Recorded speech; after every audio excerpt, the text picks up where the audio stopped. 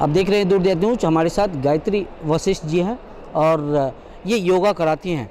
Ma'am, देश में आज़ादी के बाद पहली बार महिलाओं की संख्या बढ़ गई है आज़ादी के बाद देश के सभी राज्यों में, और हम आपसे ये जानना चाहेंगे कि ऐसा क्यों हुआ है? महिलाएं बढ़ गई हैं जी।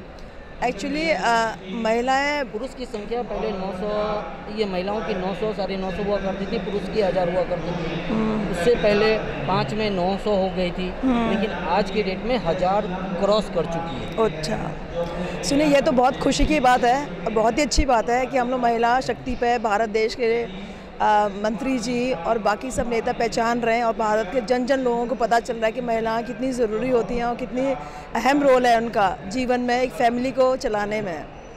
तो महिलाओं की पहले जो होता था, पहले ज़्यादातर ग्रामीण प्रदेश में महिलाओं को, लड़कियों को पैदा होते ही मार दिया जाता था और उनको ना कोई शिक्षा मिलती थी और ना उनको अंदर दबाया जाता था।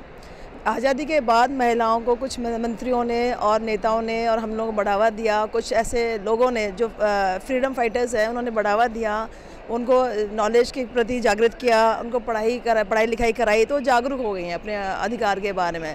और इसीलिए अब उनको फैमिली भी पढ़ी लिखी होती है तो आगे आगे उनके बच्चों को भी, लड़कियों को भी पढ़ाया जाता है। अब जो बड़ी समृद्ध फैमिलीज़ हैं वहाँ पे लोग लड़कियों को और बढ़ा चढ़ा के 2 लड़कियां रखने के बाद भी खुश रहते हैं। पहले एक लड़का ज़रूरी माना जाता था घर चलाने के लिए।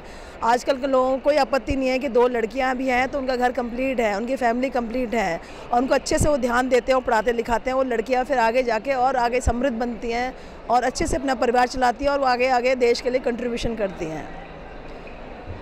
बिहार ऐसे राज्य जो कहा जाता है कि वहाँ पानी बाढ़ से पिछड़ा राज्य है, उस राज्य ने तो हद कर दी है। वहाँ 1000 पुरुष पर महिलाओं की संख्या 1020 से 30% की बढ़ोतरी हुई है। ये आप कैसे देखते हैं? बिहार में नीतीश सरकार ने जो विभिन्न तरह की योजना लड़कियों को लेकर आई, जन्म से लेकर के कॉलेज तक के लिए विभिन्न योजना लेके आई। जी जी जी, बोलिए। मुझे योगा से रिलेटेड पूछे ज़्यादा बढ़िया है। हाँ, और मैम आप योगा कराते हैं तो क्या लग रहा है कि महिलाओं की भागीदारी कितनी रहती है आपके योगाओं में? देखिए, मुझे लगता है कि अगर घर की एक समृद्ध महिला या लड़की फिज़िकली मतलब शरीर से मजबूत और स्ट्रॉन्ग है और हेल्दी है तो उसका दिमाग भी अच्छा रहेगा और परिवार का अच्छी से वो पालन कर सकती है और आगे बच्चों को भी और पति को भी और देश के लिए बहुत अच्छा साबित हो सकती है। तो महिलाओं को ज़रूरी है, वो पहले ज़माने में महिलाएं अपने आप को बिल्कुल ध्यान नहीं देती थी और घर में अपने पुरुष पे और बच्चों पे लगी रहती थी। आज की महिलाएं, आज की नारी जागृत हो गई है, वो अपने पे भी ध्यान देती है और देना भी चाहिए, क्योंकि ये योगा हो गया और भी हमारे फिज़िकल फिटनेस जितनी भी चीज़ें हैं वो बहुत औरतों को बहुत मजबूत बनाएंगी और सक्षम बनाएंगी और करना ही चाहिए। क्या क्वेश्चन था? आज की महिलाओं को आप क्या सजेशन देना चाहेंगे? मेरी कोशिश है कि धीरे धीरे अब मैं एक जैसे हम लोग शहरों में तो महिलाएं जागरूक हैं अपने हेल्थ के लिए, अपनी योगा करने के लिए और एक्सरसाइज करने के लिए जागरूक है, पर जो हमारे ग्रामीण परिवेश की औरतें हैं वहाँ तक बेचारी वो घर के कामों में और चीज़ों में लगी रहती हैं, वो अपने पे ध्यान नहीं दे पाती।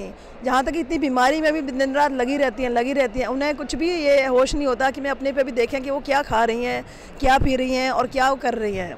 उनका ज़रूरी है कि उनको भी जागरूक किया जाए।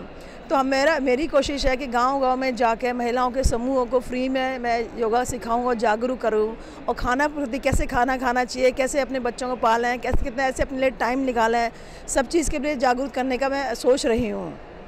तो बस आप सुन रही थी मैम को, और इनका कहना है कि जब इंसान व्यायाम करेगा, योगा करेगा और खुद स्वस्थ होगा तो परिवार स्वस्थ होगा, परिवार स्वस्थ होगा तभी समाज और देश स्वस्थ होगा। मैं रवि नीरज, दिल्ली से दूर देहात न्यूज़, द वॉइस न्यूज़ के लिए। नमस्कार मैम।